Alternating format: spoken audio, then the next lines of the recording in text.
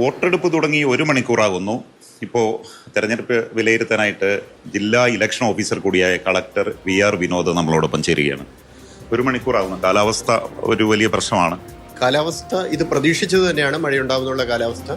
അതുകൊണ്ട് തന്നെ അതിന് പ്രിക്കോഷൻ എടുത്ത് തന്നെയാണ് നമ്മൾ ക്രമീകരണങ്ങൾ ഏർപ്പെടുത്തിയത്. വോട്ടിംഗ് മെഷീനുകൾക്ക് പ്രത്യേകം പോളിത്തീൻ കവറുകൾ കൊടുക്കുകയും അതുപോലെ തന്നെ പോളിംഗ് സ്റ്റേഷന് പുറത്ത് പ്രത്യേകിച്ച് സംവിധാനങ്ങൾ ഏർപ്പെടുത്തുകയും ചെയ്തിട്ടുണ്ട്. ഇത്തവണ പോളിംഗിന് ഒരു പോളിംഗ് സ്റ്റേഷനിൽ പരമാവധി 1100 വോട്ടർമാർ മാത്രമേ ഉള്ളൂ.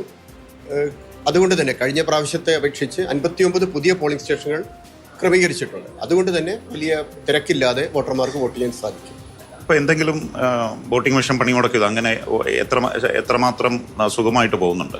വോട്ടിംഗ് ആരംഭിച്ച സമയത്ത് 5 വോട്ടിംഗ് മെഷീനുകൾ ചില തകരാറ് സംഭവിച്ചായിട്ട് റിപ്പോർട്ട് കിട്ടി. ഈ 5 വോട്ടിംഗ് മെഷീനുകളും പരിഹരിച്ചിട്ട് വോട്ടിംഗ് ആരംഭിച്ചിട്ടുണ്ട്. കൺട്രോൾ റൂം എങ്ങനെയാണ് ഇതിൻ്റെ ഒരു പ്രവർത്തനം?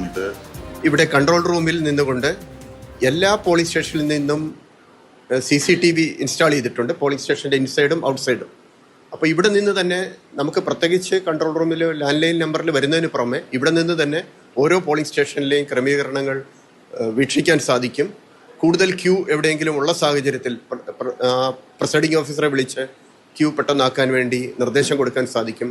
അതുപോലെ തന്നെ സെക്ടറൽ ഓഫീസർമാരുണ്ട്.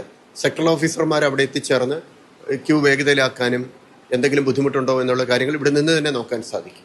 എന്തായാലും നല്ല രീതിയിൽ വോട്ടിംഗ് നടത്താനുള്ള എല്ലാ ഒരുക്കങ്ങളും നടത്തിയിട്ടുണ്ടെന്നാണ് ജില്ലാ ഇലക്ഷൻ ഓഫീസർ കൂടിയായ ജില്ലാ കളക്ടർ പറയുന്നത്. അതോടൊപ്പം തന്നെ വളരെ സുഗമമായ രീതിയിൽ വോട്ടിംഗ് യന്ത്രങ്ങൾ ചെറിയ തകരാറുകൾ ഒഴികെ ബാക്കിയൊന്നും ഇതുവരെ റിപ്പോർട്ട് ചെയ്തിട്ടില്ല. ക്യാമറാമാൻ നിഖിൽ ജോസഫിനൊപ്പം ബിജു പങ്കജ്, മാതൃഭൂമി ന്യൂസ്.